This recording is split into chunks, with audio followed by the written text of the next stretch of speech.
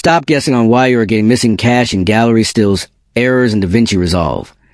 This is exactly how you relink your paths without failing once. Most other tutorials are confusing or tell you to move your entire project. But here at Rexish, we know it is a simple directory disconnect caused by an unplugged drive or a renamed folder. Before we fix the link, you need to understand the logic, or you just get stuck with an offline warning every time you open a backup. We're going to do this hand in hand and step by step, so your project loads perfectly every time. The problem is that Resolve hardcodes a path to your cache clip and gallery folders. If that drive letter changes or the path is broken, the software panics and stops rendering. This is the authority fix from Rexish that guarantees your project's stability. You might think you have to re-render everything from scratch, but that is a distraction.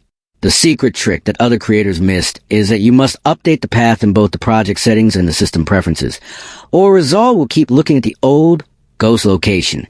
Now, focus up because the dopamine hit of a green link status is seconds away. Hit Shift+9 to open project settings, go to master settings, and scroll down to working folders. Click Browse for both cache files and gallery stills, and point them to your active drive.